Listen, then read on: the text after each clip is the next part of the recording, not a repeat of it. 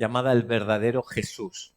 Y respecto a esta serie hemos estado compartiendo, vamos a ir compartiendo de Jesús, pero en forma descendente. Comenzábamos la semana pasada sobre la muerte de Jesús, cómo era, la semana pasada, no, la anterior, sobre cómo Jesús se entregaba y moría por nosotros y cómo realmente Él era inocente porque nosotros éramos culpables y ahora somos presuntos inocentes porque Él se mostró culpable de nuestro pecado y eso nos ha hecho libre. Y así vamos a estar unas semanas hablando sobre Jesús hasta llegar a esa Navidad y hablar también de su nacimiento. En esta ocasión, va demasiado rápido. En esta ocasión quería hablar de Jesús como hijo de hombre y a la vez hijo de Dios. Y realmente la muerte de Jesús en una cruz no tendría el valor que tiene si Jesús hubiera sido simplemente un hombre. Sería un hombre más muerto en una cruz, como los dos ladrones, uno a cada lado. Si hubiera sido solo Dios, hay algunas personas que en la historia llegaron a decir que, bueno, que en ese momento pues, se despojó de ser hombre y era Dios que aguantaba todo el dolor, pues entonces no tendría mucho sentido, porque dices, vaya forma de cumplir mi condena, si realmente la suple como un Dios fuerte que no está sufriendo. Y yo quería pues hablar sobre cómo Jesús es lo que se suele decir 100% Dios y es a la vez 100% hombre. Y realmente esto resulta algo súper clave para la salvación. El otro día bajaba yo por la Rambla de Brasil y me abordaron dos personas que hacían algo muy bien, que era hablar de Jesús. Lo que hacían algo también muy mal, que hablaban mal de Jesús. Es decir, hablaban de Jesús en cuanto eran testigos de Jehová y hablaban pues de Dios, qué tal, el nuevo mundo. Y a mí cuando me abordan así, empiezo siempre con una pregunta: ¿quién es Jesús para ti? Bueno, el Hijo de Dios, sí, pero Dios. Y digo, claro, no podéis alcanzar la salvación. Solo Jesús dijo, yo soy el camino, la verdad y la vida, solo a mi través llegas al Padre. Dice, no, porque es que los libros aquí, digo, ya, pero es que tenéis una traducción con más de 2000 errores, a conciencia de una traducción inglesa. Mira la historia, mira Internet, mira los indicios, realmente esto no dice los manuscritos. Y tuvimos una conversación, pero evidentemente la envié al mayor erudito que dije, pregúntale a Jesús directamente, dile, ¿tú eres Dios o no eres Dios? Y a ver qué te dice. Es que no podremos ir más lejos si lo que hablamos son de libros y de historias, ¿no? Y esto me ha sucedido muchas veces. A veces en la Rambla te encuentras con personas de Dios lo es todo. Vale, ¿y Jesús quién es para ti? Entonces dices, bueno, es que Dios está en todo, en las columnas, en la pantalla. Bueno, pues entonces sí, y Jesús es un pedazo más de tu Dios. A ver, ¿de qué estamos hablando? Y entonces llevarlos a que realmente es Jesús. Y por tanto, cuando nosotros compartimos a alguien, la cara visible, la imagen de Dios, dice la Biblia que es el mismo Jesús. Y algunos estáis haciendo una asignatura en el seminario que es Cristología, que precisamente pues, habla en parte de estas cosas. Y de hecho, la historia está completa de ellas, ¿no?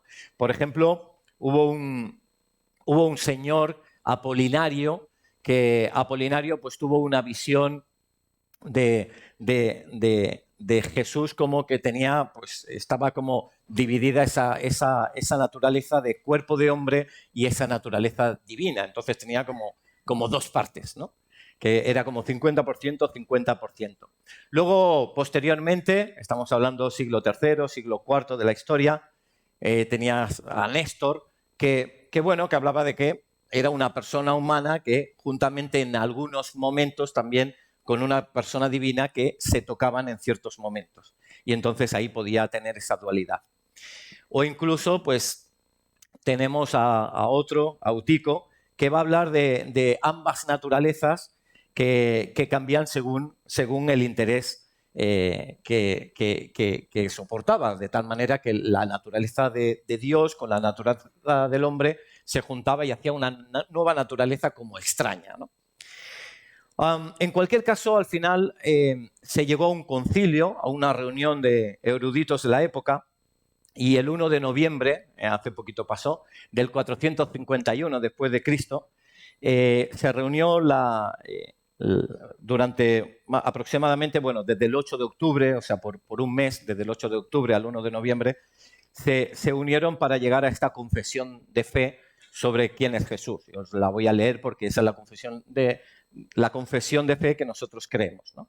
Dice: nosotros, por tanto, siguiendo a los santos padres, con el asentimiento de todos, enseñamos a los hombres a confesar a uno y el mismo Hijo, nuestro Señor Jesucristo, igualmente perfecto en deidad y también perfecto en humanidad, verdaderamente Dios y verdaderamente hombre, de un solo razonable o racional alma y cuerpo, consustancial con el Padre de acuerdo a la deidad y consustancial con nosotros conforme a la humanidad, en todo como nosotros sin pecado, engendrado del Padre antes de las edades conforme a la deidad, y en estos últimos días por nosotros y para nuestra salvación, nacido de María, la Virgen, y según la humanidad, uno y el mismo Cristo, Hijo, Señor unigénito, ser reconocido en dos naturalezas inconfundiblemente, inmutablemente, indivisiblemente, inseparablemente. La distinción de la naturaleza de ninguna manera es quitada por la unión, sino más bien la propiedad de cada naturaleza es preservada y concurre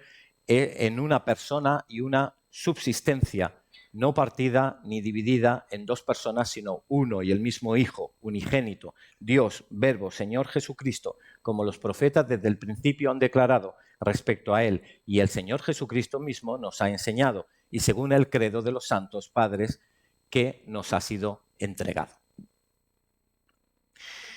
Simplemente destacar que es un punto importante de la enseñanza del cristianismo, porque no hay salvación sin reconocer a Jesús como hombre y como Dios.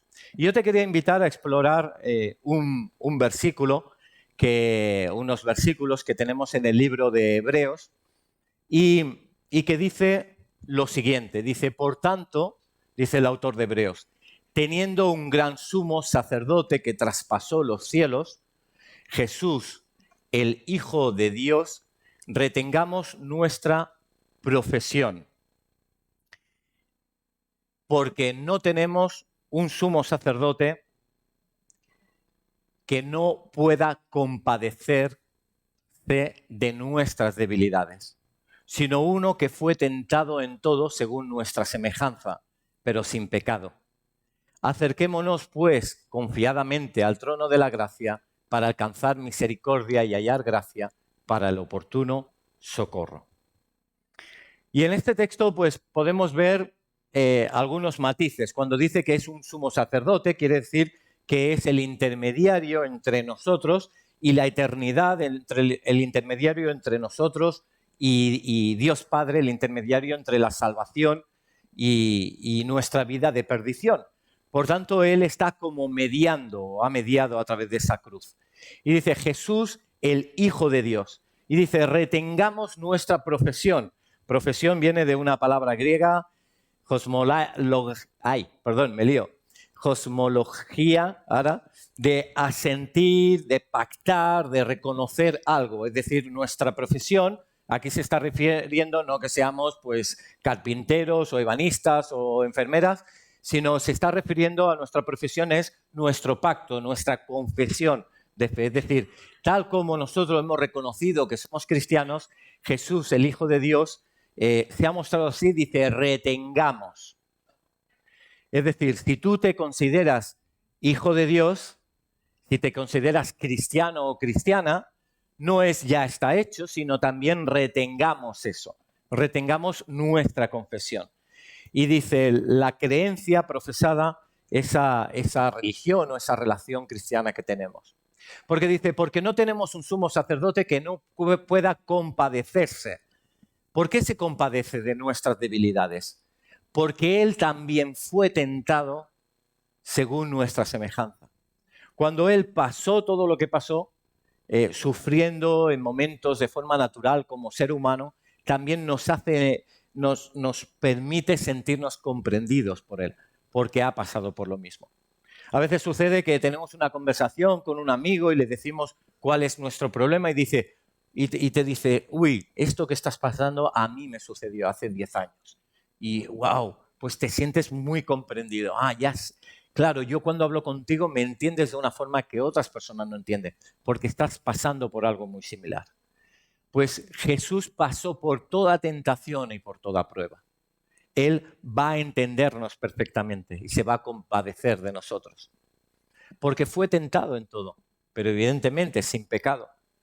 Jesús fue tentado, es como ponerle un anzuelo delante y él no picó en el anzuelo, pero el anzuelo estaba tentándole a caer, tentándole a picar. Habían algunas tentaciones de mayor concupiscencia y otras simplemente la tentación de no pasar por la cruz y decir, Padre, pase de mí esta copa. Pero él quiso ir hasta el final en sumisión, en sujeción a su propia profesión, al pacto que tenía con el Padre y con el Espíritu Santo. Dice el texto también, acerquémonos. Es decir, acerquémonos es ir cerca, ¿vale? Y cerca para adorar, para buscar, para hablar, para sentirnos consolados. Dice, ¿de qué manera? Confiadamente, con confianza, al trono de la gracia, para alcanzar la misericordia y hallar gracia en el oportuno socorro. Y yo simplemente quiero hablarte en 2 líneas brevemente sobre qué muestra la palabra sobre realmente Él es hijo de Dios y por encima, y luego cómo Él es hijo de hombre, por encima sin mucha profundidad. Pero simplemente para hacerte ver el objetivo de este mensaje. El objetivo de este mensaje es que abraces a Jesús como tu amigo profundo, que no temas acercarte a Él, porque Él entiende perfectamente tu situación y siendo hombre, pero a la vez también siendo Dios, tiene el poder para transformar tu corazón, las circunstancias, la forma de pensar o lo que sea necesario. Por tanto, Jesús tiene la llave de todas las cosas. El otro día estábamos reunidos en PIC 3 y tuve una visión sentía de Dios como ver una cerradura con una forma de T, ¿no? Y por un momento esas visiones un poco te confunden como diciendo, Señor, ¿qué quiere decir esto? Pero realmente se dice que cuando Jesús murió en la cruz, no se sabe si la cruz es como la vemos habitualmente, o era en forma de T o en forma de X. Y en cualquier caso, esa T me estaba hablando de la cruz. Y Dios de alguna manera me decía, toda cerradura, todo problema, todo obstáculo se abre a través de la cruz. Deposítalo en la cruz. A veces vemos en las imágenes en televisión de hace unos meses, sobre todo, pues a las personas judías en el templo de Jerusalén metiendo en papeles, en rollos por los quicios de la muralla del templo de Herodes, que para ellos pues Dios está detrás de ese muro y van metiendo ahí papelitos entre esos agujeritos y es como mi esperanza está ahí, dejo este papel y entonces ya quedo consolado, quedo tranquilo sabiendo que Dios está obrando. Evidentemente eso no es más que un muro, pero la presencia de Dios está esperando que dejemos ese papelito virtual en la cruz de Jesús. Decir, Señor, esta situación no la entiendo, no la supero, no la puedo controlar, no puedo. Señor, esta petición la incrusto en tu cruz. Haz lo que quieras con ella. Tú sabes lo que tienes que hacer.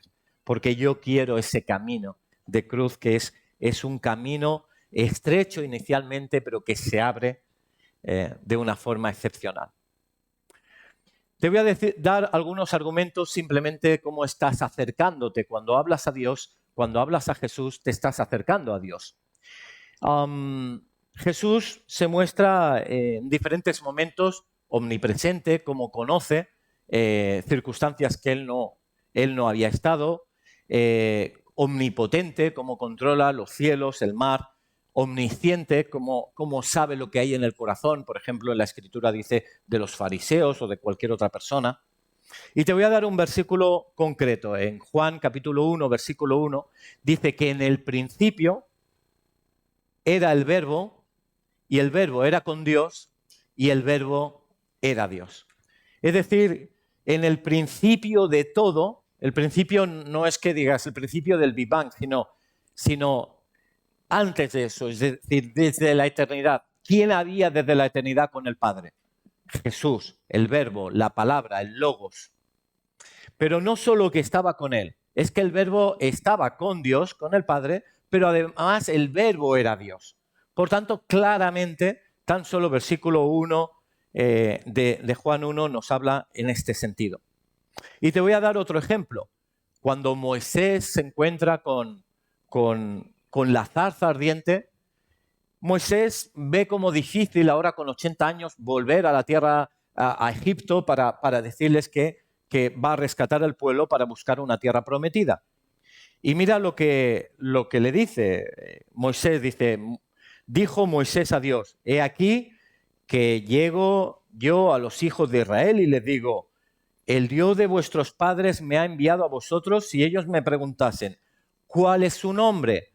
¿Qué le responderé? Y respondió Dios a Moisés, yo soy el que soy. Y dijo, así dirás a los hijos de Israel, yo soy, me envió a vosotros. Dios es tan grande que ni siquiera se le puede atribuir un nombre. De hecho, el nombre que utilizaban los hebreos para decir Dios se perdió con el paso de los tiempos porque solo se llegaba a escribir con esas 3 letras, 4 letras, traducido del hebreo a nuestro castellano, que de ahí pues se ha intentado interpretar como un Yahvé o como un Jehová, pero realmente esa JHWH, que sería para nosotros, no tiene ni pronunciación porque los judíos dejaron de pronunciar el nombre de Dios por respeto hace siglos. Y por tanto, no tenemos ni el cómo llamar a Dios, ni Él se llama de una manera, porque no hay un nombre ni siquiera que lo pueda contener. Dice, yo soy el que soy, yo soy. Y fíjate cómo Jesús también se presenta como el yo soy. Hasta 7 veces lo hace en el libro de Juan. Dice, yo soy el pan de vida. Y tómalo también para ti, como realmente qué quiere decir esto. Dice, el que viene a mí jamás tendrá hambre. El que cree en mí jamás tendrá sed. Juan 6:35. También se presenta como el yo soy la luz del mundo. En Juan 8:12. El que me sigue no andará en tinieblas, sino que tendrá la luz de la vida. Es decir, Dios muestra todo conocimiento y todo entendimiento. Jesús se muestra como tal. Dice, yo soy la puerta, Juan 10:9. El que entra por mí se salvará. Por tanto, si tenemos un sentimiento de culpa o de aflicción, el que entra por Jesús como una puerta se salvará, o qué decir, de la vida eterna. Juan 10:11 dice, yo soy el buen pastor. El buen pastor es aquel que da su vida por las ovejas. El que nos trata como una oveja, a veces nos abraza, a veces nos cuida, a veces permite algunos obstáculos. No sé si sabéis, por ejemplo, los pastores, cuando cuidan de sus ovejas, cuando son corderitas pequeñas, a veces se les parten las piernas intencionalmente, el propio pastor, para que crezcan de nuevo mucho más fuertes. Y a veces es verdad que podemos sentir aflicción y llegar a saber con sabiduría que Dios no envió esa aflicción, pero sí que Dios está permitiendo la aflicción. Y podemos llegar a decir, Dios, ¿cómo permites que yo tenga esta aflicción? Si yo estoy haciendo esto y aquello, yo voy a la iglesia y leo la Biblia y oro. Y es que esto tiene 2 errores comunes. La primera, que si nosotros hacemos ese argumento, Le estamos diciendo a Dios, como yo voy a la iglesia y oro y diezmo y alabo y leo la Biblia, tú te tienes que portar bien conmigo, porque yo me estoy portando bien contigo. Y esto evidentemente es un error, porque dice la Escritura que todas nuestras mejores obras, todas, imagínate tus mejores obras, te sacaste una carrera con cum laude, ¿vale? O sea, la matrícula de honor mayor, has dado de comer a los necesitados, has gastado mucho dinero en personas que tenían dificultad, has tratado con amor a tus enemigos y los has perdonado. Piensa en las mejores obras que puedas tener, las mejores. Piensa en tu propia vida, cuál ha sido tu acto más cristiano que has tenido en tu vida.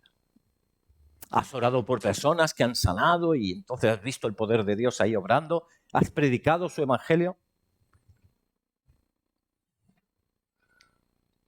Dice Isaías que hasta nuestras mejores obras son como un trapo de inmundicia delante de Él. O sea que presentarle a Dios como un logro nuestra carrera, nuestro evangelismo, Dice la Escritura que hasta los mejores logros que creamos que hemos podido conseguir es un trapo de inmundicia. Un poco el significado en hebreo de esto es como si hubiera un vómito en el suelo y con un trapo lo recogiéramos y se lo presentáramos delante de Él. Ese es nuestro mejor logro. Nada.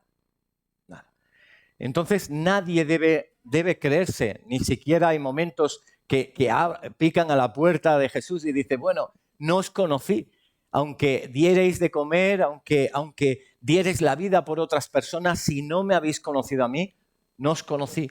El único logro que permite que tenga algún sentido nuestra vida es reconocer a Jesucristo como nuestro Salvador, porque es por Él que nuestras obras tienen sentido. Es como Dios se puede manifestar a través. Y realmente tiene un sentido que no depende de nosotros, sino que depende de Él. Y así sería un error decir, Dios, me estoy portando bien contigo. Y ahora la otra, ¿qué otro error? Bueno, Dios a veces permite que tengamos aflicción para ver dónde está realmente nuestra fe. Si realmente confiamos hasta el final. O nuestra fe simplemente era motivada por buenas sensaciones o que las cosas nos iban bien o que eran divertidas o lo que fuera. Y entonces Dios prueba nuestra fe hasta el final y también trabaja en nuestro corazón y son enseñanzas. ¿Son acaso buenos los exámenes en un instituto o en una universidad? ¿Son buenos? A nadie les gusta, pero si uno no pasa por ello no sabe realmente cómo está su nivel y no puede adquirir un nuevo nivel.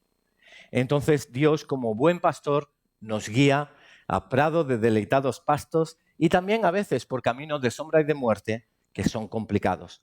Pero lo bueno es que la promesa es que Él está con nosotros hasta el fin del mundo. Dice también Juan 11:25, yo soy la resurrección y la vida. El que cree en mí, aunque muera, vivirá. Y todo lo que vive y cree en mí, no morirá jamás. En Él esperamos. Hoy tenemos la dicha de tener 2 bautismos y tenemos a Wendy que ha decidido ir a las aguas simplemente como una demostración de lo único que cree. No es por su propio valor como el de ninguno, simplemente yo he creído que Jesucristo murió por mí. Es lo único. Y también tenemos a Daniela Olmos que también se bautiza y podéis aplaudir si queréis.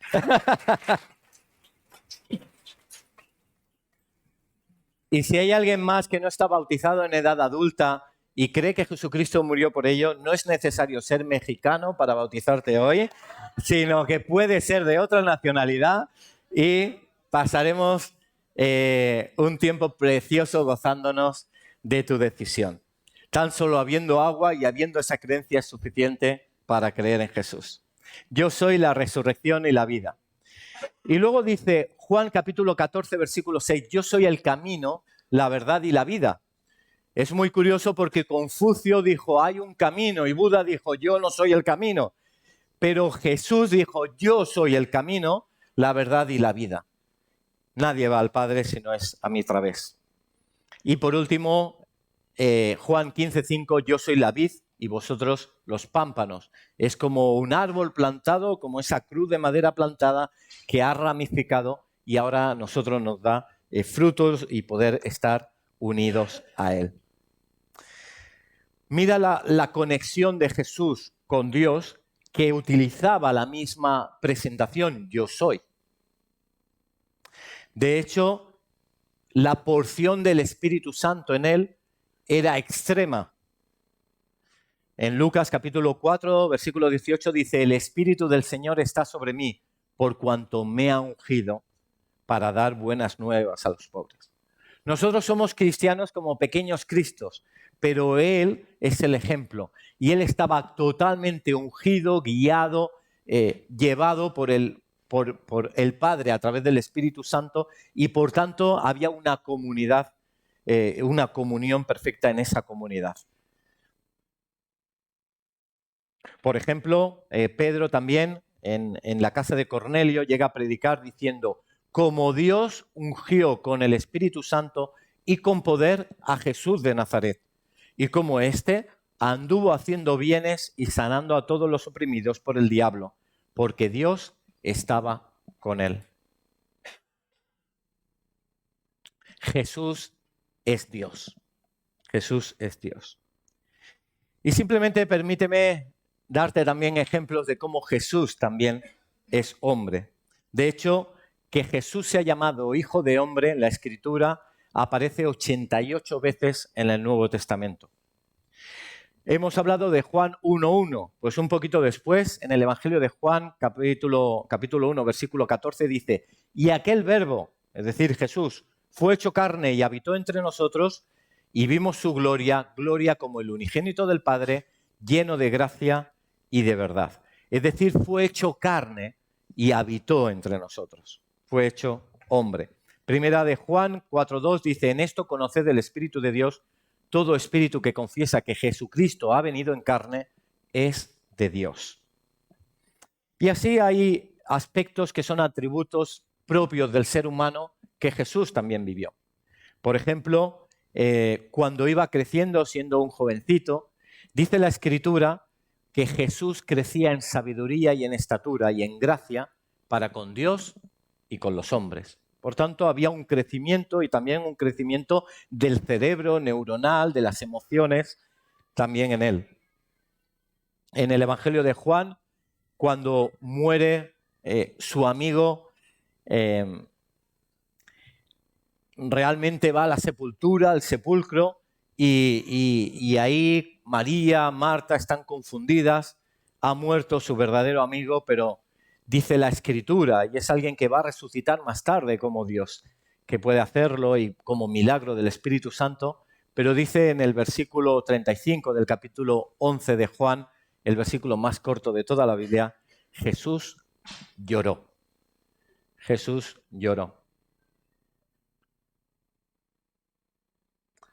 Y a veces quizás te ha sucedido, no lo sé, a mí me ha sucedido en más de una ocasión y estoy convencido que a ti también, que cuando alguien te está explicando algo que es un poco duro, o a veces Dios da una visión y ves la tristeza que está teniendo esa persona, no sabes por qué tú comienzas a estar muy triste y comienzas hasta a llorar.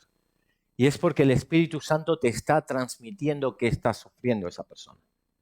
Y de la misma manera Jesús cuando llora, realmente es porque sufre por algo que es caído por el enemigo, como la muerte de su amigo. Y de la misma manera, si tú estás sufriendo, estás llorando en algún momento, Jesús está ahí llorando contigo.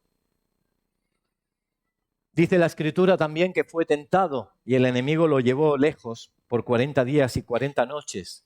Y Jesús, dice la Escritura, tuvo hambre. Por tanto, también tenía esas necesidades fisiológicas.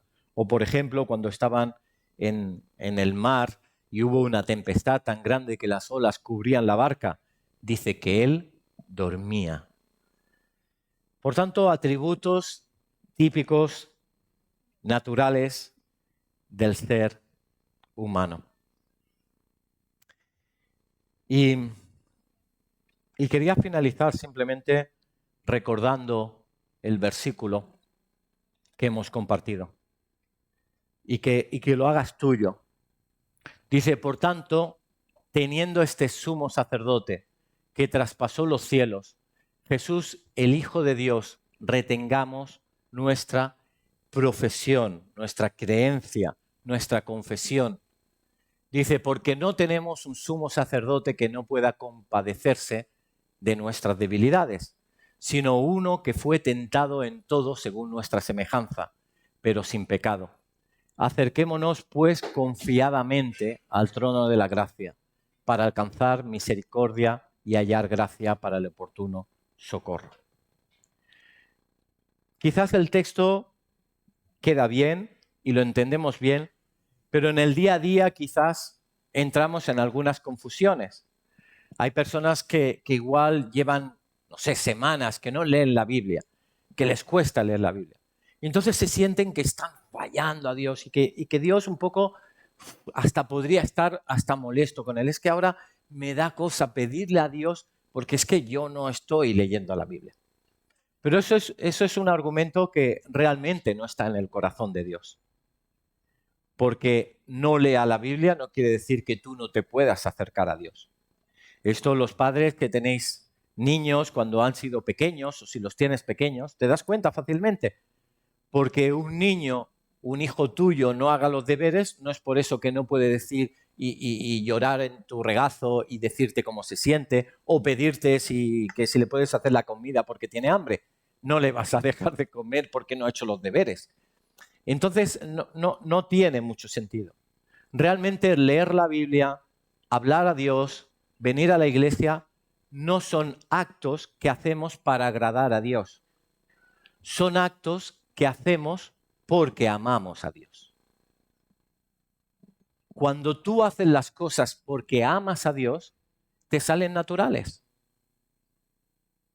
Ahora hemos empezado un seminario con parejitas de la iglesia que están de novios y están de novios. Hay cosas que están haciendo, son 5 parejas concretamente, hay cosas que ellos están haciendo, cada uno de ellos, que son incómodas, que antes no las hacían. Claro, ahora quizás pues el chico tiene que madrugar más para antes de ir al trabajo ver a la chica, o la chica pues el dinero que estaba ahorrando pues para comprarse su capricho, ¿vale? Pues ahora lo está ahorrando pues para tener una vida conjunta o para hacerle un regalo a esta pareja.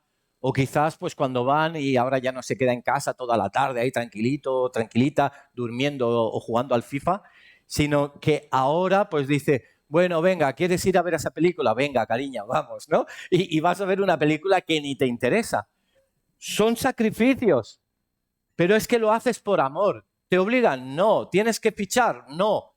Es que los actos cristianos simplemente emergen de un amor que tienes a Dios y que no es por obediencia, es por amor, que lo haces y te surgen de forma natural.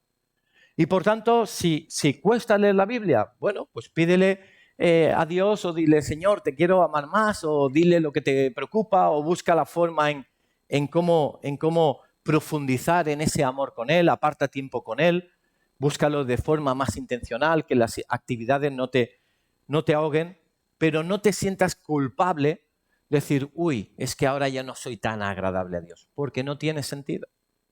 Efesios capítulo 1, versículo 3, dice que nosotros estamos sentados en lugares celestiales. Y Dios ya te ve como estando en el cielo, en su mesa, comiendo con Él. Dios te ama y ha muerto por ti. Dice incluso la Escritura que si uno vuelve a pecar o ya se cree que ha perdido esa relación con Él, es porque no ha entendido el sacrificio de Jesús. Y dice la Escritura, ¿acaso Jesús tiene que volver a morir por ti? No, ya murió. Quítate ya el yugo. No te sientas culpable. Ay, es que no soy como a Dios le gustaría. Menos mal, yo tampoco. Si fueras perfecto tenemos un problema. Claro, es que esto no es así. Eres imperfecto, gloria a Dios, yo también. Ya está. Pero amamos al perfecto. Eso es lo importante, que hemos decidido por el perfecto. Porque en el momento que vemos que tenemos nuestros fallos es que nos enfocamos en nosotros, en nuestro vaso de barro. Pero la excelencia de Dios está llenando ese vaso de barro. Y realmente lo importante no es el barro, es la excelencia de Dios. Cuando tú compras un perfume, lo importante no es el frasco de cristal que valdrá 20 céntimos. Lo importante es la fragancia que tiene dentro. Es el Espíritu de Dios y es reconocerlo como Él es. Y por tanto, romper con ese sentido de culpabilidad, porque eso solo lo chiva al oído el enemigo, Satanás. Satanás quiere hacerte infeliz pensando que hay una distancia entre Jesús y tú. Así de claro. Y entonces, no oír eso porque no es bíblico, porque realmente Él murió por nosotros, nos ha hecho justos en el sentido de creyentes en Él, y estamos en un camino de proceso y es pedir, Señor, quiero disfrutar más de ti, quiero buscar más de ti, quiero aprender a amarte más, y todo irá emergiendo de una forma natural. Vamos a orar. Voy a pedir al equipo de adoración